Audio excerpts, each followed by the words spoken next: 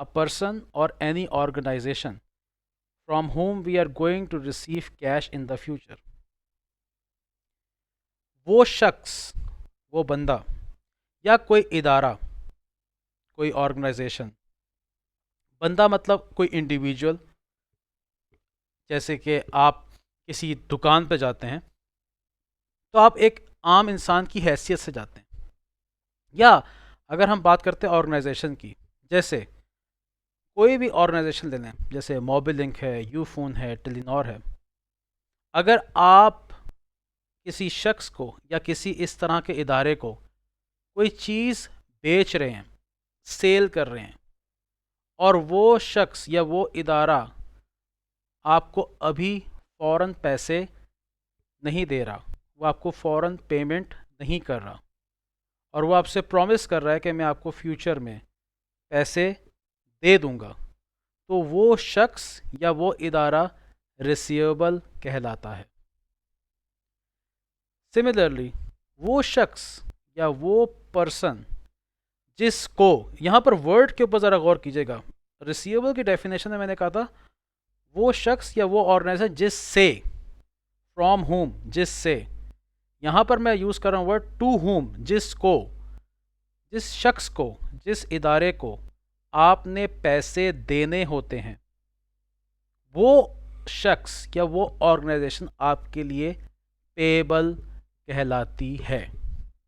एक बहुत बड़ी मिसकॉन्सेप्शन जो स्टूडेंट की इसके ऊपर है वो ये है कि वो फ़ौरन से बिना सोचे समझे, ज़ाहिर बात है कोई भी स्टूडेंट होगा जिसने अकाउंटिंग पहले नहीं पढ़ी, वो यही कहेगा कि रिसीवेबल वो शख्स होगा जिसने पैसे रिसीव करने, और पेएबल वो शख्स होगा जिसने पैसे पे करने।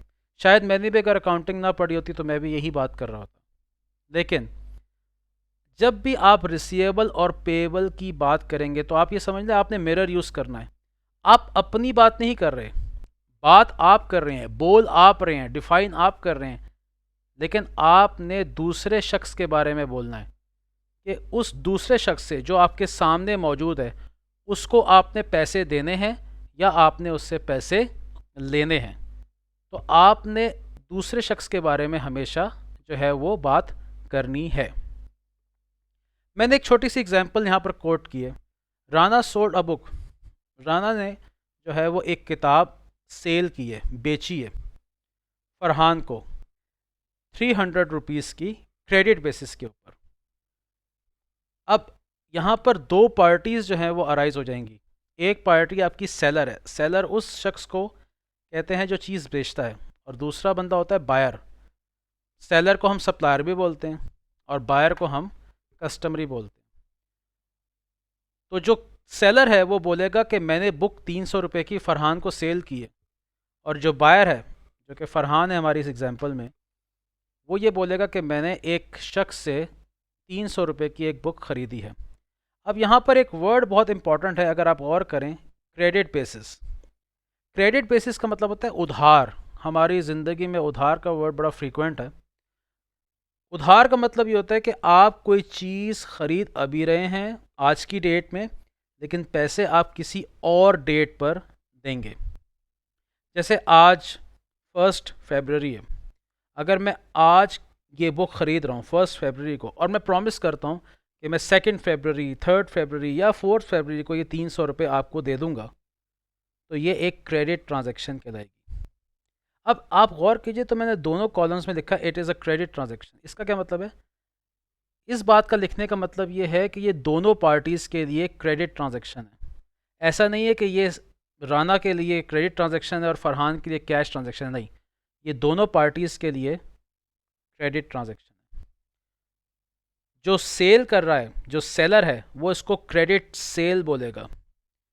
जो ख़रीद रहा है वो इसको क्रेडिट परचेज़ बोलेगा, यानी कि फ़रहान जो है वो इसको क्रेडिट परचेज़ बोलेगा।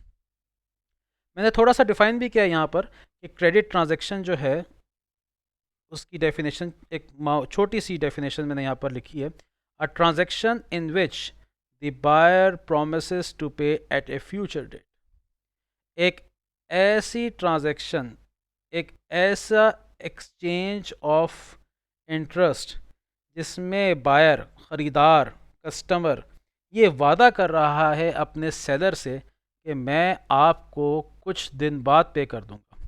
अगर ये ट्रांजैक्शन, अगर ये इवेंट 1 फरवरी को हो रहा है और पेमेंट का प्रॉमिस 1 फरवरी को नहीं बल्कि 2 फरवरी, 3 फरवरी, 4 फरवरी या किसी और डेट पे है, तो ये एक क्रेडिट ट्रांजैक्शन कहलाएगी।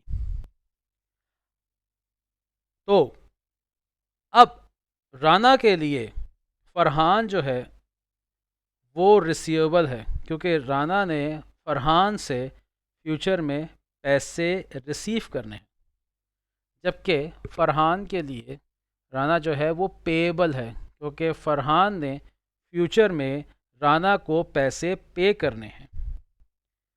As far as presentation is concern, receivables जो हैं वो स्टेटमेंट ऑफ फाइनेंशियल पोजीशन में आते हैं, जिसका पुराना नाम बैलेंस शीट था।